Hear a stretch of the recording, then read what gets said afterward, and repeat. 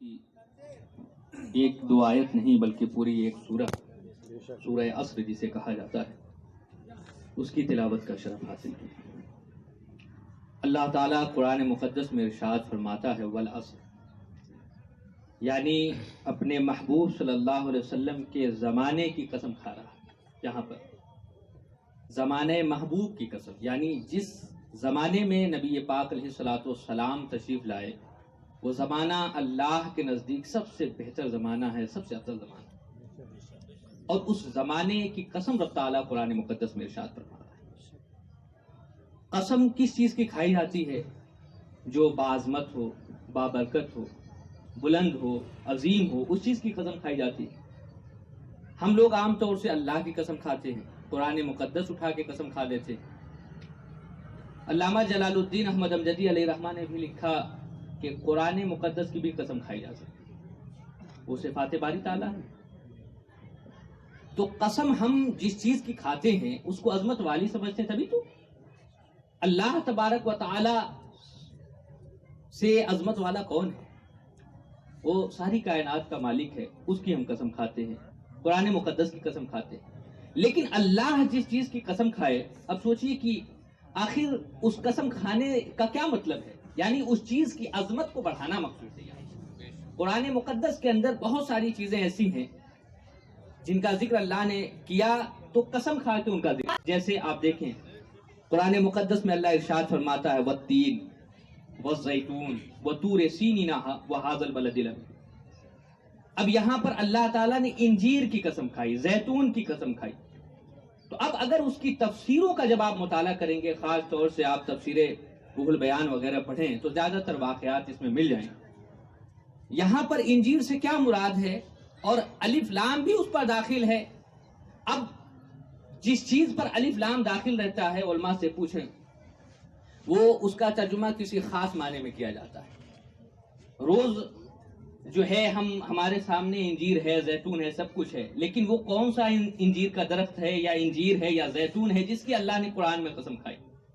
تفسیروں کا جب آپ مطالعہ کریں تو معلوم ہوگا کہ جس انجیر کی قسم اللہ نے قرآن میں ارشاد فرمائی ہے وہ انجیر کا درخت ایسا درخت تھا کہ جب حضرت آدم علیہ السلام کو اللہ تعالیٰ نے روئے زمین پر اتارا تو اس وقت آپ سے جنتی لباس چھین لیا گیا تھا۔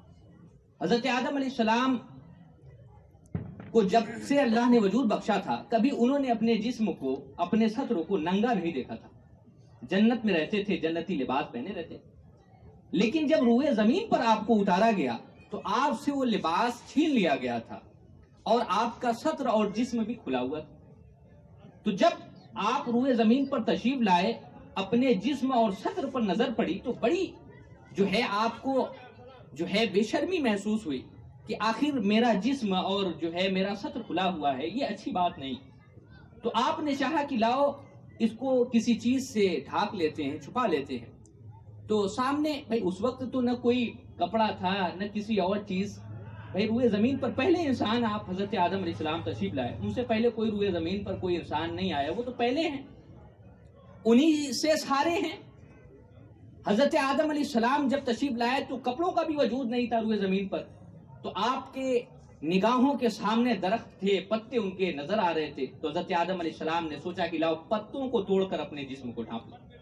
تو جس پیڑ کے قریب حضرت آدم علیہ السلام جاتے تو وہ پیڑ اپنے پتوں کو نہیں دیتا تھا بلکہ اپنی ٹہنی کو اوپر کر لیتا تھا، پتے نہیں دیتا تھا، ٹہنی کو اوپر کر لیتا تھا۔ کئی پیڑوں کے قریب گئے، کسی نے پتے نہیں دیے۔ اتنے ہی میں حضرت آدم علیہ السلام کی نگاہ انجیر کے درخت کے قریب پہنچی تو آپ اس کے قریب گئے۔ جب حضرت آدم علیہ السلام انجیر کے درخت کے قریب جا رہے تھے تو اس نے بجائے اپنی ٹہنیوں کو اوپر کرنے کے حضرت آدم علیہ السلام کے قدموں میں اس نے جھکا دیا۔ وہ انجیر کا درخت تھا، اس نے ٹہنی کو جھکا دیا۔ حضرت آدم علیہ السلام قریب گئے، جا کر اس کے پتے توڑے، اپنے سطر کو چھپا دیا۔ اب سارے پیڑوں نے جنہوں نے حضرت آدم علیہ السلام کو پتے نہیں دیے تھے انہوں نے اللہ کی بارگاہ میں شکایت کی کہ اے پروردگار، انجیر کے درخت کو ہماری جماعت سے باہر کر دیا جائے، اس لیے کہ حضرت آدم علیہ السلام نے تیرے حکم کو نہیں مانا، تیری نافرمانی کی، تو ہم نے اس لیے ان کو پتے نہیں دیے، لیکن انجیر کے درخت نے پتے دے دیے۔ تو اب ہماری جماعت میں انجیر کا درخت نہیں رہنا چاہیے، اس کو ہماری جماعت سے باہر کر دیا جائے۔ اللہ تبارک و تعالیٰ نے جو ہے فرمایا کہ ایسا ہے کہ میں انجیر کے درخت سے بھی پوچھ لیتا ہوں کہ جب کسی پیڑ نے آدم کو پتے نہیں دیے تو تم نے کیوں دے دیے آدم کو پتے؟ تو اللہ تعالیٰ نے جب انجیر کے درخت سے پوچھا تو انجیر کے درخت نے کیا ہی اچھا جواب دیا تھا، اور وہ ادا انجیر کے درخت کی کتنی پسند آئی اللہ کو۔ اس انجیر کے درخت نے کہا اے پروردگار، جب آدم میرے قریب آ رہے تھے، حضرت آدم میرے قریب آ رہے تھے، تو میں نے دیکھا کہ ان کے پیشانی میں تیرے محبوب کا نور ہے، تیرے محبوب کا نور ہے۔ میں تو ادب اور تعظیم کے لیے جھک گیا تھا، آدم نے پتے توڑ لیے تو میرا کیا قصور ہے؟ اللہ کو اس انجیر کی ادا اتنی پسند آئی اس انجیر کے درخت کی کہ اللہ تعالیٰ نے اس کا ذکر قرآن میں فرمایا، اور ایسے ہی نہیں فرمایا، قسم کھا کے، یعنی جو اللہ کے محبوب کی تعظیم کرے، ان کے نور کی تعظیم کرے، تو اللہ تبارک و تعالیٰ اس کے مقام و مرتبے کو کتنا بلند فرما دیتا ہے کہ اس قرآن مقدس کے اندر اس کی قسم ارشاد فرماتا ہے۔ اور اسی قرآن میں دیکھیں کہ ایک مردود کا بھی ذکر ہے، جب اللہ نے فرشتوں کو حکم دیا تھا وَإِذْ قُلْنَا لِلْمَلَائِكَةِ اسْجُدُوا لِآدَمَ فَسَجَدُوا إِلَّا إِبْلِيسَ أَبَى وَاسْتَكْبَرَ وَكَانَ مِنَ الْكَافِرِينَ۔ اور یاد کرو جب ہم نے فرشتوں کو حکم دیا کہ آدم کا سجدہ کریں تو سب نے سجدہ کیا سوائے ابلیس، اس نے تکبر اور غرور کیا، وَكَانَ مِنَ الْكَافِرِينَ، وہ کافر ہو گیا، وہ کافر ہو گیا۔ اب دیکھیے کہ مفسرین نے یہاں پر جو تحریر فرمایا ہے کہ حضرت آدم علیہ السلام کے سجدے کا حکم فرشتوں کو دیا گیا تھا، حقیقت اس کی یہ تھی کہ جب حضرت آدم علیہ السلام کا پتلا تیار کیا جا رہا تھا اور پورا مکمل بنا لیا گیا تھا، اور اللہ نے روح کو حکم دیا کہ پتلے کے اندر داخل ہو جا، تو روح گئی اور فوراً لوٹ آئی۔ پھر اللہ نے حکم دیا، پھر روح داخل ہوئی، پھر فوراً لوٹ آئی۔ اس نے کہا کہ پروردگار، جسم کے اندر، پتلے کے اندر بہت اندھیرا ہے، میں اس میں نہیں رہ پاؤں گی۔ تو اللہ تعالیٰ نے اپنے محبوب صلی اللہ علیہ وسلم کا نور حضرت آدم علیہ السلام کے پتلے میں پشت کی جانب رکھ دیا، پھر روح کو حکم دیا کہ اب داخل ہو جائے، تو اب روح داخل ہو گئی، اور پھر حضرت آدم علیہ السلام انسانی شکل و صورت میں نمتا۔ اسی وقت اللہ نے حکم دیا فرشتوں کو کہ اے فرشتوں آدم کا سجدہ کر۔ مفسرین لکھتے ہیں کہ حضرت آدم کا سجدہ نہیں تھا، یہ نبی پاک علیہ السلام کا جو نور ان کی پشت اطہر میں رکھا ہوا تھا، اس نور کی تعظیم کا سجدہ، اس نور کی تعظیم۔ تو ایک ابلیس جو اس نور کی تعظیم کا سجدہ نہ کر سکا، تو اللہ نے اسی قرآن میں اسے کافر کہا، اور اسی نور کی ایک انجیر کے درخت نے تعظیم کی تو اللہ تعالیٰ نے اس کو اتنا بڑا مقام عطا فرمایا کہ اس انجیر کے درخت کی قسم قرآن میں۔ اللہ تعالیٰ اپنے محبوب سے کتنی محبت کرتا ہے۔ تو ہم لوگ عاشق رسول ہیں، ہم لوگوں کو چاہیے کہ ہم اپنے آقا صلی اللہ تعالیٰ علیہ وسلم سے سب سے زیادہ محبت کریں۔ تو میں عرض یہ کر رہا تھا کہ قرآن مقدس میں اللہ نے جگہ جگہ قسم ارشاد فرمائی اس کی عظمت اور عزت بڑھانے کی، لیکن محبوب کے زمانے کی قسم کھانے کے بعد رب تعالیٰ فرماتا ہے ان الانسان لفی خسر، بے شک انسان خسارے اور نقصان میں۔ اصل میں انسان جو دنیا میں ہیں یہ خسارے اور نقصانی میں ہیں، لیکن اللہ فرماتا الا الذین آمنوا، مگر وہ جو ایمان لائے۔ ہم لوگ کتنے خوش نصیب ہیں کہ اللہ تعالیٰ نے ہمیں مسلمانوں کے گھر پیدا کیا۔ آج آپ غور کریں کہ اگر خدا نہ خواستہ رب تعالیٰ ہمیں کسی کافر کے گھر پیدا کر دیتا تو آج اتنا موقع بھی ہمیں نہ ملتا کہ ہم جو ہے یہ جانتے کہ کون سا دین بہتر ہے، کون سا دین صحیح، یہ بھی موقع نہیں ہمیں ملتا جیسا معاشرہ چل رہا ہے۔ لیکن اللہ کا کتنا بڑا فضل ہے ہم لوگوں کے اوپر کہ اللہ تعالیٰ نے ہم لوگوں کو مسلمانوں کے گھر پیدا فرمایا۔ بات سمجھ آ رہی؟ مسلمانوں کے گھر پیدا فرمائے، ہم لوگ مسلمان ہیں، الا الذین آمنوا، مگر وہ جو ایمان لائے یا مسلمان ہیں۔ صرف اتنا ہی نہیں کافی ہے ان کے لیے، بلکہ وعملوا الصالحات، اس کے بعد انہوں نے نیک عمل کیا، وتواصوا بالحق، انہوں نے حق کی تاکید کی، وتواصوا بالصبر، اور صبر کی وصیت کی۔ تو وہ لوگ دنیا میں کامیاب ہیں جو ایمان لانے کے بعد اچھے اعمال کیے، انہوں نے حق کی تاکید کی اور جو ہے صبر کی وصیت کی، تو وہ لوگ دنیا میں کامیاب ہیں۔ مگر جو لوگ یہ کام نہ کرتے ہیں، یعنی ایمان والے ہیں لیکن ایمان کے ساتھ ساتھ اعمال نہیں ان کے اچھے ہیں، اللہ نے فرمایا وَعَمِلُوا الصَّالِحَاتِ۔ اچھا ایک بات یہاں پر ذہن میں رکھیں، وَعَمِلُوا الصَّالِحَاتِ، ہر نیک عمل جس سے اللہ اور اس کا محبوب راضی ہو جائے، جو اللہ اور اس کے محبوب کو پسند ہو، ہر وہ عمل ہمیں کرنے کا ہو. بات سن میں آ رہی؟ اب جیسے آج کی یہ محفل ہے، حضور سیدنا غوث اعظم رضی اللہ تعالیٰ عنہ کے ذکر کی محفل ہے، نبی پاک علیہ الصلوۃ والسلام کے میلاد کی محفل. اب کوئی بندہ کہے کہ اس میں نہیں جانا چاہیے، تو میں اس سے پوچھوں گا کہ تم تمام دلیلوں کو چھوڑ دو، صرف یہ بتاؤ کہ اس طرح کی محفل اچھی محفل ہے کہ بری محفل، یہ اچھا کام ہو رہا ہے کہ برا کام ہو رہا ہے، یہ بتاؤ. اللہ نے فرمایا وَعَمِلُوا الصَّالِحَاتِ، اور اچھے عمل. تو ہم یہ اچھا عمل کر رہے ہیں کہ برا عمل کر رہے ہیں، یہ بتا دو آپ ہم کو. تو ظاہر سی بات ہے کہ دنیا کا کتنا بھی گرا ہوا شخص ہوگا ایسی محفلوں کو غلط نہیں کہے، ہے نا، غلط تو نہیں کہہ سکتا، باہر کہے. تو ہمیں اچھے اعمال کے لیے اللہ تعالیٰ نے پیدا فرمایا. تبھی تو قرآن مقدس میں فرمایا وَمَا خَلَقْتُ الْجِنَّ وَالْإِنسَ إِلَّا لِيَعْبُدُونَ، کہ ہم نے انسانوں اور جناتوں کو صرف اپنی عبادت کے لیے پیدا کیا. ہماری پیدائش کا مقصد اللہ کی عبادت ہے. اب ہر وہ کام جو اللہ اور اس کے محبوب کو پسند ہے ہمیں کرنے کا حکم ہے، ہم کریں گے، اور جو اچھے اعمال ہیں ان کو ہم کریں گے. تو یہ اچھے اعمال میں سے ہے، اس کو ہمیں کرنا چاہیے. اور پھر اس کے بعد اللہ نے آخر میں کیا فرمایا؟ وَتَوَاصَوْا بِالصَّبْرِ، اور صبر کی وصیت کی. ہمارے یہاں اس زمانے میں صبر نہیں ہے، صبر ایک طریقے سے جو ہے اٹھتا جا رہا ہے. اب دیکھیے بہت ساری چیزوں میں صبر نہیں. جیسے مثال کے طور پہ اس زمانے میں خاص طور سے لوگ رزق کمانے کے لیے سب سے زیادہ ناصبر ہوتے ہیں. یعنی قناعت نہیں رہ گئی لوگوں میں، یعنی جتنا اللہ تعالیٰ دے دے اتنے پہ راضی ہو جائے، اب یہ نہیں رہا. کوئی لکھ پتی ہے تو اس کو کروڑ پتی بننے کی خواہش ہے، کوئی کروڑ پتی ہے تو اس کو ارب پتی بننے کی خواہش ہے، کوئی ارب پتی ہے اس کو خرب پتی بننے کی خواہش ہے کہ نہیں؟ ہر آدمی، کسی کے اندر یہ صبر نہیں ملے گا آپ کو. لیکن پہلے کے زمانے میں کیا تھا کہ لوگوں کے اندر صبر بھی تھا، اور ایک دوسروں کو صبر کی وصیت بھی کرتے تھے کہ تم ہر حال میں. تبھی تو اللہ نے فرمایا ان اللہ مع الصابرین، بے شک اللہ صابروں کے ساتھ. جو لوگ قناعت پسند ہوتے ہیں، جتنا مل جائے اتنے پہ راضی ہوتے ہیں، تو اللہ تعالیٰ ان سے خوش ہو جاتا ہے. اچھا آپ دیکھیں آج حضور غوث اعظم رضی اللہ تعالیٰ عنہ کے ذکر کی محفل اس مہینے میں خاص طور سے سجائی جاتی ہے. حضور غوث اعظم رضی اللہ تعالیٰ عنہ کی کرامتوں کو بیان کر دیا جاتا ہے. لیکن آپ غور کریں کہ حضور غوث اعظم رضی اللہ تعالیٰ عنہ کے والد یا والدہ کو دیکھیں. جب آپ کے والد کا انتقال ہوا، آپ چھوٹے ہی تھے، اور 40 اشرفیاں جو ترکے میں آپ کو ملی تھی آپ کے والدہ کو، تو انہوں نے جو ہے آپ کی تعلیم پر وہ چیزیں خرچ کر دی. وہ مشہور واقعہ آپ نے سنا ہوگا کہ 40 اشرفیاں تھی ڈاکو والا، وہ 40 اشرفیاں وہی ملی تھی آپ کے والد کے وصال کے بعد. آپ کی تعلیم پر وہ بھی خرچ ہو گئی.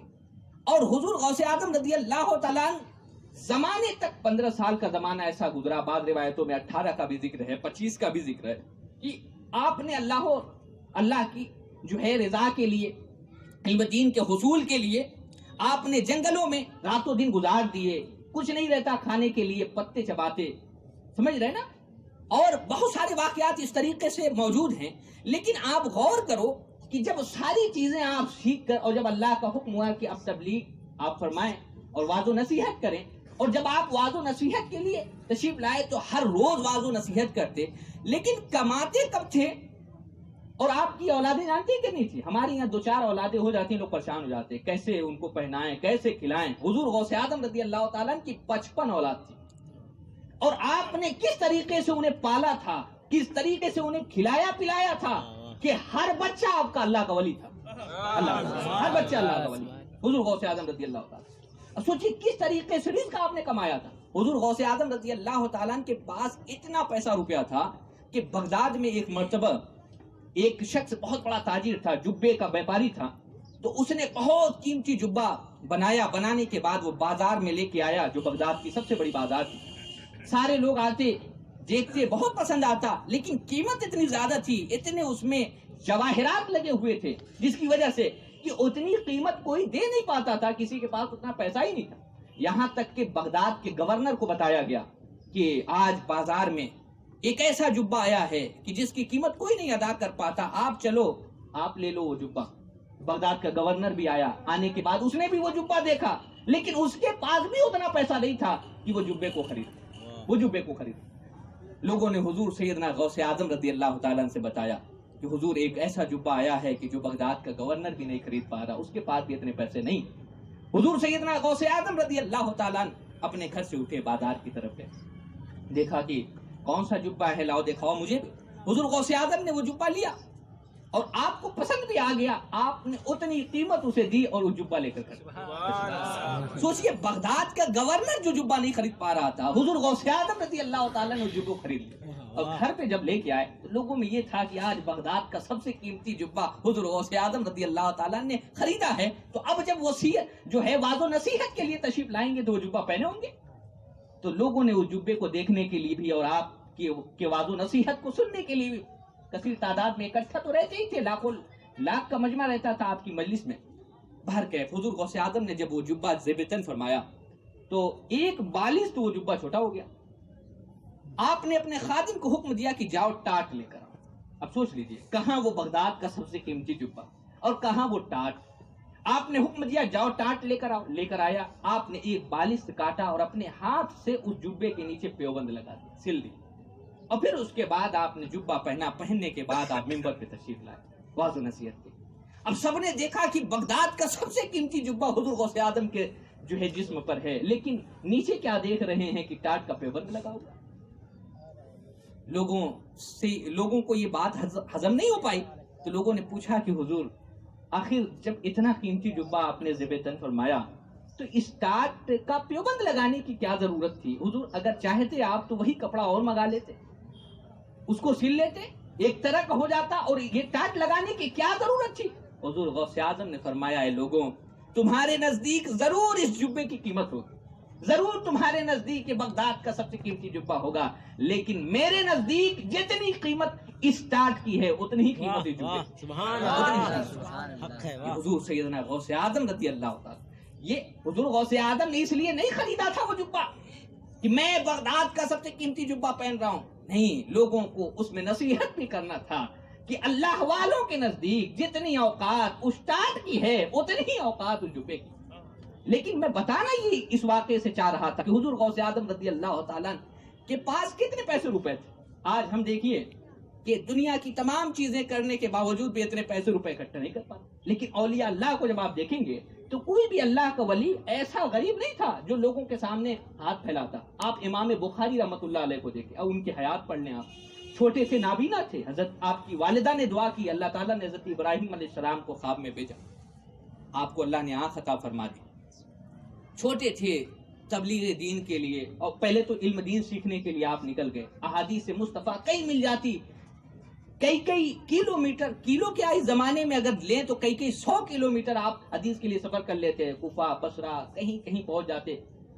لیکن میں یہ بتانا چاہتا ہوں کہ حضور امام بخاری رحمت اللہ تعالی علیہ نے اپنی زندگی میں کون سا کاروبار ایسا کیا تھا یا کیسے ان کے پاس دولت آئی تھی۔ میں نے جو واقعہ پڑھا کہ ایک شخص حضور امام بخاری کے پاس آیا اور اس نے کہا کہ حضور مجھے 50,000 دینار دے دیجیے آپ ادھار۔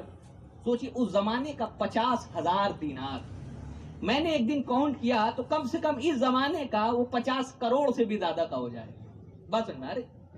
تو حضور امام بخاری رحمت اللہ تعالی علیہ نے اتنا اسے دینار جو ہے وہ ادھار کے طور پہ دے، کہا لو لے جاؤ۔ وہ بزنس مین تھا، اس نے کہا تھا حضور ہم کو دے دیجیے اور ہم جو ہے اپنا بزنس اسٹارٹ کرنا چاہتے ہیں، تو آپ نے بطور قرض اسے اتنا پیسہ دے دیا، 50,000 دینار سونے کا سکہ آپ نے دے دیا۔ اب کچھ دنوں کے بعد وہ شخص آیا، کہا کہ حضور میں مال لے کر جا رہا تھا، راستے میں مال فوت ہو گیا، ختم ہو گیا، میں برباد ہو گیا، میرے پاس اب پیسے نہیں ہیں کہ میں آپ کو واپس کروں، آپ کا قرض ادا کروں۔ امام بخاری رحمت اللہ تعالی علیہ کو جب یہ بات معلوم ہوئی تو آپ نے اسی وقت وہ 50,000 دینار معاف فرما دیا۔ اب سوچئے کہ امام بخاری بھی ابتدا میں بہت غریب تھے، لیکن کہاں سے ان کے پاس پیسے روپے اتنے آئے کہ 50,000 سونے کا دینار اس زمانے میں 50 کروڑ روپے کے قریب ہو جائے گا۔ اب سوچئے کہ امام بخاری ایسے ہی لوگوں کو ادھار دے دیا۔ اسی طریقے سے امام اعظم ابو حنیفہ کو دیکھیں، ہم لوگ جس امام کی پیروی کرتے ہیں، امام اعظم ابو حنیفہ رحمۃ اللہ علیہ جو ہے یہ کپڑے کا بزنس کرتے تھے اور اتنے بڑے تاجر تھے کہ آپ نے کئی منشی رکھے ہوئے تھے جو اس کا حساب و کتاب کیا کرتے تھے۔ تو ایسے تمام بزرگوں کو آپ دیکھ لیں، اللہ تبارک و تعالیٰ نے ان کی آخرت تو بہتر بنائی تھی، ان کی دنیا بھی اللہ نے بہتر بنائی تھی، بشرطے کہ وہ خلوص اور للہیت کے ساتھ دین کا کام کرتے تھے۔ تو اللہ تعالیٰ نے دنیا میں بھی انہیں خوش رکھا، کسی کا محتاج نہ رکھا، اور آخرت میں بھی اللہ تعالیٰ نے انہی کے لیے تمام چیزوں کو رکھا۔ تو ہم جو دنیا میں دولت کے لیے پریشان ہوتے ہیں اتنا ہمیں پریشان ہونے کی ضرورت نہیں ہے. اللہ تبارک و تعالیٰ نے رزق کو اپنے دست قدرت میں لے رکھا ہے. کسی انسان کو اس کا مالک نہیں بنایا. بات سمجھ میں آ رہی؟ ہم جو سمجھتے ہیں نا کہ ہم گورنمنٹ سے لگے ہوئے ہیں تو اگر گورنمنٹ پیسہ روک دو گی تو ہم بھوکے مر جائیں گے، یہ تو تصور ہمارا غلط ہے. شیطان یہ ذہن میں ڈال رہا ہے. ایسا نہیں، رزق دینے والا تو پروردگار ہے. حضرت نے ابھی حضرت سلیمان علیہ السلام کا واقعہ بتایا. حضرت سلیمان علیہ السلام کا ایک واقعہ ذہن میں آ رہا ہے مجھے. آپ ایک دریا کے کنارے بیٹھے ہوئے تھے، دیکھا کہ ایک جو ہے چیونٹی وہ اپنے منہ میں ایک دانہ لے کر ٹہل رہی تھی دریا کے کنارے. حضرت سلیمان علیہ السلام غور سے دیکھنے لگے اسے، اور تھوڑی دیر کے بعد ایک میڈک نکلا دریا سے. اس نے اپنے منہ میں رکھا اس چیونٹی کو، دریا کے اندر داخل ہو گیا. اب جب دریا کے اندر داخل ہوا، حضرت سلیمان علیہ السلام دیکھ رہے تھے. تھوڑی دیر کے بعد پھر میڈک باہر نکلا، اور پھر اپنے منہ کو اس نے کھولا تو اس میں سے چیونٹی باہر نکلی. اور پھر حضرت سلیمان علیہ السلام نے دیکھا اس چیونٹی کو غور سے، تو اس کے منہ میں وہ دانہ نہیں تھا جو پہلے وہ دانہ لے کے ٹہلتا. آپ نے چیونٹی سے پوچھا کہ اے چیونٹی، یہ بتا کہ میں تجھے بہت دیر سے دیکھ رہا ہوں، جب تو دریا کے اندر داخل نہیں ہوئی تھی تب سے، اس سے پہلے سے میں دیکھ رہا ہوں تجھے کہ ایک دانہ لے کر تو یہاں ٹہل رہی. ایک میڈک نکلا، تجھے اپنے منہ میں رکھا اور دریا کے اندر داخل ہو گیا. اب جب وہ تجھے دریا سے باہر لا کر چھوڑ رہا ہے تو وہ دانہ غائب ہے. آخر وہ دانہ کیا ہوا؟ چیونٹی نے کہا کہ اے اللہ کے نبی حضرت سلیمان علیہ السلام، اللہ تعالیٰ کی بہت ساری ایسی مخلوق ہے جس تک رزق آسانی سے نہیں پہنچ پاتا، تو اللہ نے مجھے ذمہ داری دے رکھی ہے کہ میں اس تک رزق آسانی سے پہنچاؤں. وہ چیونٹی کہتی ہے کہ اے اللہ کے نبی، میں پہلے ایک دانہ چن کر دریا کے کنارے ٹہل رہی تھی، تو ایک میڈک مجھے، حالانکہ دریا کے اندر اللہ کی ایک مخلوق تھی جو رزق کے لیے اللہ سے دعا مانگ رہی تھی، تو اس تک مجھے رزق پہنچانا تھا، لیکن میں دریا کے اندر نہیں جا سکتی. تو اللہ نے اس میڈک کو میرا مددگار بنایا. یہ میڈک مجھے اپنے منہ میں رکھ لیتا ہے، رکھنے کے بعد دریا کے اندر داخل ہو جاتا ہے، اور اس سوراخ پر جہاں اللہ کی وہ مخلوق رزق کے لیے دعا کر رہی تھی، اس سوراخ پر لے جا کر مجھے جو ہے چھوڑ دے رہا ہے. میں اسے وہ رزق دے دیتی ہوں، پھر وہاں سے میڈک کے منہ میں بیٹھ کر میں دریا کے باہر نکل آتی ہوں. یہی میرا دن بھر کا کام ہے. اب سوچیے اللہ تعالیٰ چیونٹیوں سے بھی کس طریقے سے جو ہے کام لے رہا ہے اور اپنی مخلوق تک رزق پہنچا رہا ہے. تو ہمیں اتنا رزق کے لیے پریشان ہونے کی ضرورت نہیں ہے. اللہ تبارک، آپ دیکھیے انسانوں کے علاوہ دنیا میں جتنی بھی اللہ کی مخلوق ہے پیسہ روپیہ کماتی ہے. بھائی انسانوں کے علاوہ کوئی پیسہ روپیہ کماتا ہے؟ بھینس، گائے، بکری، کوئی بھی پیسہ روپیہ کماتا ہے؟ ان کا پیٹ بھرتا ہے کہ نہیں بھرتا؟ یہاں تک کہ ایک مرغی کو بھی دیکھیں آپ، تو اس کے سامنے پانی رکھ دیں تو پانی پی لے گی، اور پینے کے بعد اسی میں کود جائے یا گرا دے پیروں سے. یعنی اس کو اللہ کی ذات پر اتنا بھروسہ ہے. وہ یہ کہتی ہے کہ جس رب نے مجھے ابھی کھلایا پلایا ہے، جب مجھے بھوک لگے گی تو پھر وہ رب مجھے کھلا پلا. 3 مخلوق ایسی ہے جن پر جو اللہ پر پختہ ایک دم یقین نہیں رکھتا. ان میں پہلے نمبر پر انسان، دوسرے نمبر پر چیونٹی ہے، اور تیسرے نمبر پر چوہا ہے. سمجھ میں آئے؟ یہ تینوں بھی اپنے کل کا انتظام کر لیتے. چوہے بھی اناج، دنیا کا 1/3 اناج جو ہے چوہے زمین کے اندر، ایک جگہ سے جو ہے ایک کھیت میں آگ لگائی گئی تو زمین کے اندر سے آگ نکلنے لگی. تو اب بڑی لوگوں کو حیرت ہوئی کہ زمین کے اندر سے کیسے آگ نکل سکتی ہے. تو اس کی جب تحقیق ہوئی تو معلوم ہوا کہ اس علاقے کا بہت سارا اناج چوہوں نے زمین کے اندر بھر لیا تھا، اور جب کھیت میں آگ لگائی گئی تو اس اناج میں بھی آگ پہنچ گئی. اس وجہ سے وہ اناج جو زمین کے اندر تھا چوہوں کی وجہ سے وہ جلنے لگا. تو چوہے بھی بہت سارے اناج کو اکٹھا کر لے، بہت ساری چیزوں کو اکٹھا کر لیتے. اسی طرح چیونٹی کو آپ دیکھیں گے، ایک پتنگا اٹھا لیں گی اور لے کے اپنے بل کی طرف بھلے سے. دیکھیے چیونٹی کو اللہ نے کتنی طاقت دی ہے کہ وہ اپنے سے 100 گنا وزن اٹھا لیتی اکیلے. ایک بڑا سا پتنگا 3-4 چیونٹیاں مل کے اس کو ٹانگ کر اٹھا کر لے جائیں گے. کبھی غور سے آپ دیکھیں گے کہ گھستے ہوئے نہیں لے جائیں گے، وہ اٹھا کر لے جاتی ہیں باہر. سمجھ میں، وہ کل کا اپنے انتظام کر لیتے. اسی طریقے سے انسان ہوتا ہے، انسان بھی اپنے کل کا، لیکن اللہ والے جو ہوتے تھے وہ اپنے کل کا انتظام نہیں کرتے. یہی ان کے اندر سب سے بڑی خاصیت تھی. حضرت ابوبکر صدیق رضی اللہ تعالیٰ کو دیکھی، حضور اکرم صلی اللہ علیہ وسلم جب اعلان فرمایا جنگ کا اور یہ ہوا کہ کچھ چندے اکٹھا کیے جائیں، تو حضرت عمر فاروق رضی اللہ تعالیٰ نے اپنے گھر گئے. گھر کے سامان کا 2 حصہ کیا، ایک حصہ نبی پاک کی بارگاہ میں لے کر آئے، اور پھر اس کے بعد حضرت ابوبکر صدیق رضی اللہ تعالیٰ تشریف لائے. پورے گھر کا سارا سامان اکٹھا کیا اور سارا لے کر چلے. روایتوں میں یہاں تک آتا ہے کہ جو پچھلے وقت کا بچا ہوا کھانا تھا وہ بھی حضرت ابوبکر صدیق رضی اللہ تعالیٰ نبی کی بارگاہ میں. یہاں تک کہ راستے میں جب آ رہے تھے تو آپ کے جسم پر ایک جبہ تھا. آپ کو جو ہے یہ محسوس ہوا کہ آج اسلام کو ضرورت ہے, دین کو ضرورت ہے, تو میں کیسے اپنے جسم پر یہ جبہ بھی پہن لوں. آپ نے اس جبے کو اتار دیا. اتارنے کے بعد ایک ٹاٹ کا لباس جو ہے پہن لیا, اور پھر اس کے بعد نبی پاک علیہ الصلوۃ والسلام کی بارگاہ میں تمام چیزوں کو لے کر آ گئے, کچھ نہ چھوڑا, کسی کے لیے نہیں چھوڑا. تھوڑی دیر کے بعد حضرت جبریل علیہ السلام حاضر ہوئے. حضرت جبریل علیہ السلام, اب وہ بھی ٹاٹ کا لباس پہنے ہوئے. جب آتے تھے تو اپنی پوشاک میں رہتے تھے, اچھے پوشاک میں رہتے تھے, اس دن ٹاٹ کا لباس پہنے ہوئے. نبی پاک علیہ الصلوۃ والسلام نے کہا کہ اے جبریل, کیا بات ہے کہ آج تو نے ٹاٹ کا لباس پہنا ہوا ہے. حضرت جبریل علیہ السلام نے کہا کہ اے اللہ کے محبوب, صرف میں نے ہی نہیں, آسمان و زمین کے تمام فرشتے سب نے آج یہی لباس پہنا. پوچھا وجہ کیا ہے تو بتائے. حضرت جبریل علیہ السلام نے عرض کی کہ یا رسول اللہ صلی اللہ علیہ وسلم, آپ کے دوست ابو بکر صدیق جب اپنے گھر سے نکلے تو راستے میں ان کے جسم پر ایک جو ہے جبہ تھا, اور آج اسلام کو ضرورت تھی پیسے روپے کی یا چندے کی, تو حضرت ابو بکر نے اپنے جسم پر اس لباس کو بھی گوارا نہ کیا جو قیمتی تھا. اس لباس کو اتار کر ٹاٹ کا لباس پہنا. تو اللہ کو آپ کے محبوب کی ادا اتنی پسند آئی کہ اللہ نے آج فرشتوں کو بھی حکم دیا کہ آج جس طرح کا لباس ابو بکر نے پہنا ہے تم بھی اسی طریقے کا. تو کہنے کا منشا یہ ہے کہ جب اسلام کو, دین کو, سنیت کو ضرورت پڑی تو بزرگوں نے سب کچھ لٹا دیا. لیکن یہ بتائیے, سب کچھ لٹانے کے بعد کوئی فقیر رہا, غریب رہا؟ ایسا تو نہیں رہا کہ وہ بھوک سے مر گیا. اللہ تعالیٰ نے ان کی پیاس اور ان کی بھوک کو مٹایا. تو ہمیں اللہ پر بھروسہ رکھنا چاہیے.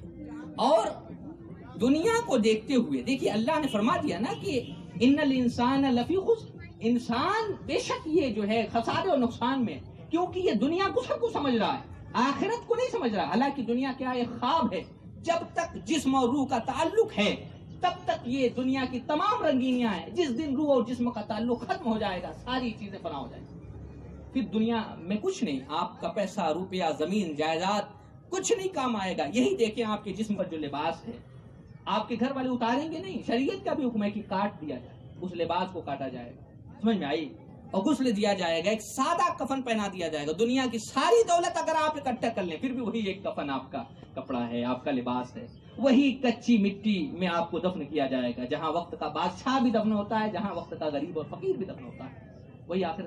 پھر اس کے بعد کیا ہوگا؟ اگر دنیا میں اچھے اعمال کر کے گئے, مرنے کے بعد اس اچھے اعمال کی وجہ سے آپ کا ذکر ہوگا اچھے طریقے سے, تو اللہ تعالیٰ ان ذکر و اذکار کی وجہ سے آپ کی نیکیوں میں اضافہ کرے گا, آپ کے درجات کو بلند کرے گا. لیکن اگر آپ نے غلط کام کیے اور بعد میں اس غلط کام کا چرچا ہوتا رہا, لوگ آپ کو برا بھلا کہتے رہے, تو ان کے سبب آپ کے گناہ میں بھی اضافہ ہوگا, اور اس کی وجہ سے آپ کے قبر میں بھی عذاب دیا جائے گا, اور آخرت میں بھی آپ کو عذاب ملے گا. ایک حدیث پڑھ دیتا ہوں, اس کے بعد اپنی گفتگو ختم کر دیتا ہوں, 10 بجنے والا. نبی پاک علیہ الصلوۃ والسلام ایک جگہ موجود تھے اور صحابہ کرام بھی آپ کے ساتھ موجود تھے. یہ مسلم شریف کے اندر یہ حدیث موجود ہے.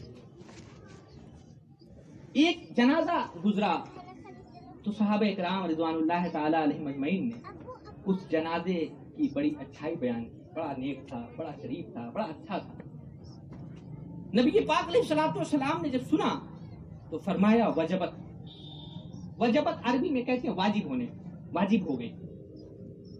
اور تھوڑی دیر کے بعد پھر ایک اور جنازہ گزرا تو صحابہ کرام نے اس جنازے کی تھوڑی مذمت کی, برائی بیان کی. یہ آدمی صحیح نہیں تھا, برا تھا.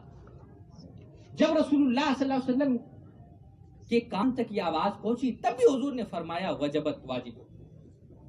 اب ایک شخص کی صحابہ نے برائی بیان کی تبھی رسول اللہ نے فرمایا واجب ہو گئی, اور ایک شخص کی اچھائی بیان کی تبھی رسول اللہ نے فرمایا واجب. اب صحابہ کرام کو یہ بات سمجھ میں نہیں آئی. یہ مسلم شریف کے اندر حدیث ہے. صحابہ کرام کو بات سمجھ میں نہیں آئی. انہوں نے پوچھا ما وجبت یا رسول اللہ, اے اللہ کے نبی صلی اللہ علیہ وسلم وجبت کیا ہے, کیا چیز واجب ہو گئی ان پر, کون سی چیز واجب ہو گئی اے اللہ کے نبی صلی اللہ علیہ وسلم. حضور اکرم صلی اللہ علیہ وسلم نے ارشاد فرمایا, اے میرے صحابہ, جس شخص کی تم لوگوں نے اچھائی بیان کی تھی اللہ نے اس پر جنت کو واجب قرار دیا, اور جس شخص کی تم نے برائی بیان کی تھی اللہ نے اس پر جہنم کو واجب قرار دیا. اگر مرنے کے بعد لوگ آپ کی اچھائیاں بیان کر رہے ہیں تو ان اچھائیوں کے بیان کرنے کی وجہ سے بھی آپ کا فائدہ ہے آخرت میں، قبر میں. اور آپ کی برائیاں ہو رہی ہیں تو برائیاں کب ہوں گی؟ جب آپ دنیا میں غلط کام کریں. اور اچھائیاں کب ہوں گی؟ جب دنیا میں اچھا کام کریں. اسی لیے اچھے کام کو آپ آگے رکھیے. برائی ہم لوگ کرتے ہیں، اچھائی کم کرتے ہیں. جیسے مثال کے طور پہ اچھائیاں ہم کو یاد رہتی ہیں، برائیاں نہیں یاد رہتی، گناہ نہیں یاد رہتی، اچھائی. ابھی فجر کی نماز آپ نے پڑھ لی اگر آج، ویسے تو عوام تو آتی نہیں، اگر خدا نہ خواستہ کسی دن اٹھ گئے پڑھ لیا تو دن بھر میں کم سے کم 50 لوگوں سے بتائی دیں گے آج میں فجر میں اٹھا، ماشاء اللہ، یہ سبحان اللہ بہت اچھا لگ رہا تھا، بڑی ٹھنڈک تھی، تو یہ تھا تو وہ تھا. تو پتہ چلا جو پڑھے ہو اس کا بھی ثواب بتا بتا کے گل ختم ہو گیا. بات سمجھ میں آ رہی؟ تو ایسا نہیں، ہم ایک اچھائی کرتے ہیں تو اس کو یاد رکھتے ہیں، اور برائی ہر وقت کرتے رہتے ہیں اس کو یاد نہیں رکھتے. ہم کو چاہیے کہ ہم برائیوں کو یاد رکھیں، اچھائیوں کو بھول جائیں. اس لیے کہ قرآن مقدس میں اللہ نے فرمایا فَمَن يَعْمَلْ مِثْقَالَ ذَرَّةٍ خَيْرًا يَرَهُ وَمَن يَعْمَلْ مِثْقَالَ ذَرَّةٍ شَرًّا يَرَهُ. خیر کا ایک ذرہ وہ بھی تم قیامت میں دیکھو گے، اور شر کا ایک ذرہ وہ بھی تم قیامت میں دیکھ لو. تو ہمیں خیر کرنے کا حکم ہے، شر کرنے کا حکم نہیں. اور یہ ذرہ کوئی بہت بڑی چیز نہیں ہے کہ ہمالیہ پہاڑ ہو کہ اتنا بڑا گناہ کریں گے تب ہمیں اللہ تعالیٰ قیامت کے دن پکڑے گا، ایسا نہیں ہے. یہ ذرہ بہت باریک چیز ہے. امام غزالی رحمۃ اللہ علیہ نے فرمایا کہ ایک اندھیرے کمرے میں کوئی شخص بیٹھا ہے اور دیوار کے کسی سوراخ سے سورج کی روشنی آ رہی ہے، اور اس روشنی میں جو باریک باریک گردے اڑتے ہیں انہی میں سے ایک کو ذرہ کہا جاتا ہے. اسی طرح تفسیر الحسنات کے اندر میں نے پڑھا، حضرت عبداللہ ابن عباس رضی اللہ تعالیٰ سے کسی نے پوچھا حضور ذرہ کیا ہے؟ آپ نے زمین پر ہاتھ مارا اور مارنے کے بعد ہوا میں اٹھایا اور اپنے ہاتھ میں پھونک دیا، باریک باریک گردے اڑنے لگے ہوا. فرمایا آپ نے کہ انہی میں سے ایک کو ذرہ کہا جاتا ہے. اب سوچیے اس ذرے کے برابر ہم گناہ کریں گے تبھی قیامت کے دن اللہ تعالیٰ ہمیں پکڑے گا، اور اس ذرے کے برابر نیکی کریں گے تبھی قیامت کے دن اللہ تعالیٰ اس کا بدلہ ہمیں عطا فرمائے گا، اس کو رائے گا نہیں فرمائے. اس لیے چھوٹی چھوٹی نیکیوں کو بھی کرتے رہیں. ضروری نہیں ہے کہ بڑی بڑی نیکیاں کریں گے تبھی اللہ تعالیٰ آپ کو بخشے گا، چھوٹی نیکیوں پر بھی بخشش ہوتی ہے بندوں کی. اور بہت ساری روایتیں موجود ہیں، بہت ساری روایتیں موجود ہیں. ایک یہی حضرت اگر وقت ہو تو ایک آخری واقعہ بیان کرتے ہیں. حضرت عمر فاروق رضی اللہ تعالیٰ، کون نہیں جانتا، خلیفۃ المسلمین، امیر المومنین حضرت عمر فاروق رضی اللہ تعالیٰ. حضرت عمر فاروق رضی اللہ تعالیٰ کا جب وصال ہو گیا، شہادت ہو گئی آپ کی، کسی شخص نے خواب میں دیکھا، پوچھا کہ اے عمر فاروق، اللہ تعالیٰ نے آپ کے ساتھ کیا سلوک فرمایا، کیا سلوک فرمایا، کیا اللہ نے آپ کو بخش دیا یا نہیں؟ آپ نے فرمایا کہ ہاں اللہ تعالیٰ نے مجھے بخش دیا. غالباً یہ حضرت عبداللہ ابن مبارک نے خواب دیکھا تھا یا کوئی اور تھے صحابی رسول، غالباً یہ تو تابعی ہیں، تبع تابعی میں سے. تو ان سے آپ نے فرمایا کہ اللہ تعالیٰ نے مجھے بخش دیا. تو انہوں نے پوچھا کہ کون سی نیکی آپ کی اللہ کو اتنی پسند آ گئی کہ اللہ نے آپ کو بخش دیا؟ آپ نے فرمایا کہ میں ایک راستے سے جا رہا تھا ایک مرتبہ، تو میں نے دیکھا کہ ایک جال میں ایک پرندہ جو ہے پھنسا ہوا ہے اور تڑپ رہا ہے باہر نکلنے کے لیے. اور میں جب قریب گیا اس کو چھڑانے کے لیے تو اچانک ایک شکاری آ گیا. اس نے کہا کیا کر رہے ہیں آپ؟ آپ نے فرمایا کہ میں اسے چھڑا رہا ہوں، یہ پھنس گیا جال میں. اس نے کہا یہ پھنسا نہیں ہے خود سے، میں نے پھنسایا ہے، میں شکاری ہوں، میں نے اس کو پھنسایا، یہ میرا شکار ہے. تو آپ نے فرمایا اسے چھوڑ دو. اس نے کہا کہ نہیں، میں شکار کرتا ہوں اور ان پرندوں کو جو ہے بازار میں بیچ دیتا ہوں، اس سے جو پیسے روپے ملتے ہیں میں اپنے بچوں کی پرورش کرتا ہوں. حضرت عمر فاروق رضی اللہ تعالیٰ نے فرمایا کہ یہ بتاؤ کہ اس کو کتنے روپے میں بیچو؟ اس شخص نے کہا کہ 2 درہم میں بیچوں. حضرت عمر فاروق رضی اللہ تعالیٰ نے اتنا پیسہ نکالا اور نکالنے کے بعد اس شخص کو دیا، اور اس نے وہ پرندہ آپ کو ہاتھ میں دے دیا، آپ نے ہوا میں ایسے اڑا دیا اس پرندے.